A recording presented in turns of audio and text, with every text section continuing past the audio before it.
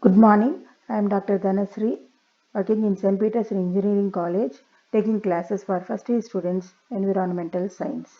Today we are going to discuss about fifth unit Environmental Policy, Legislation and EIA, lecture 2 about Forest Act and Wildlife Protection Act. First we will discuss about Forest Act. Forest Act it is an act of the Parliament of India to provide for the conservation of forests and for matters connected therewith. It was framed in the year 1980. This law extends to the whole of India. It was enacted by Parliament of India to control further deforestation of forest areas in India. The Act came into force on 25th October 1980. It has 5 sections.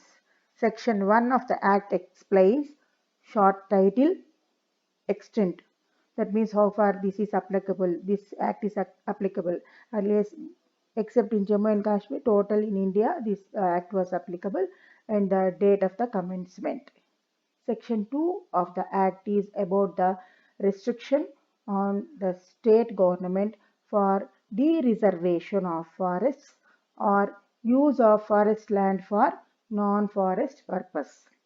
If any state government wants to use forest area in any other way, it has to take prior approval of central government, after which it can pass orders for declaring some part of reserve forest for non-forest purposes like mining, dam construction, etc. Section 3 of the Act deals with constitution of advisory committee. It gives central government the power to constitute a committee.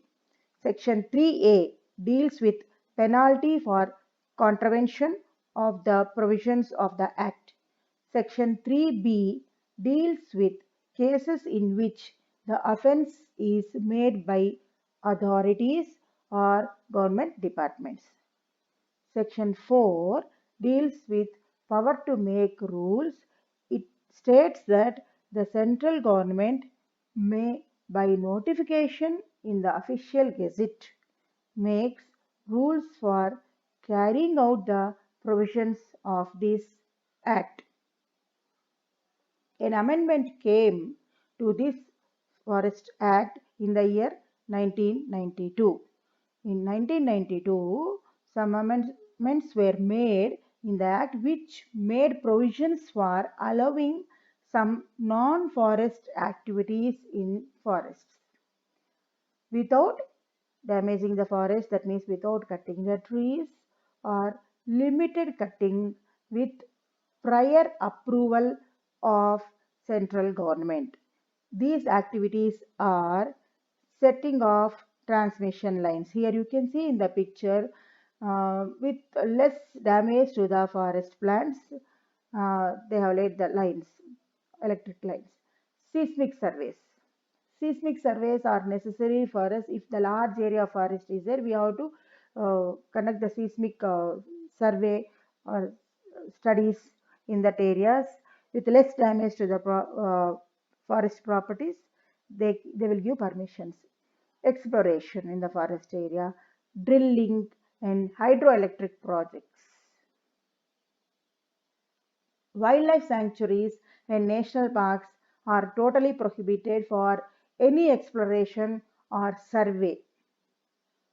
Cultivation of tea, coffee, spices are included under non-forest activities and are not allowed in reserve forests.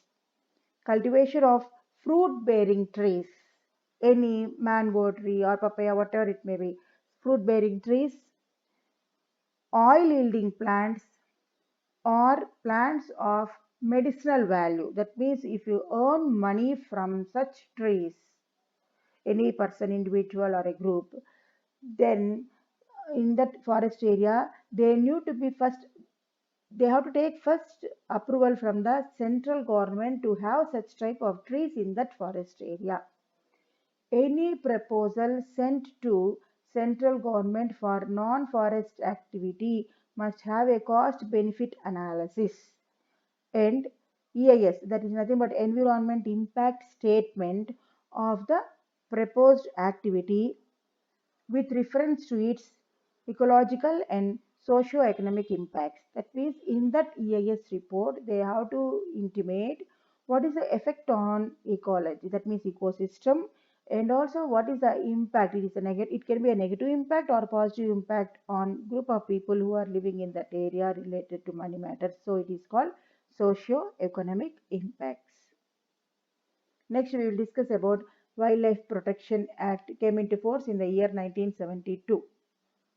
Wildlife Protection Act is an act of the Parliament of India enacted on 19th September 1972 for protection of plants and animal species.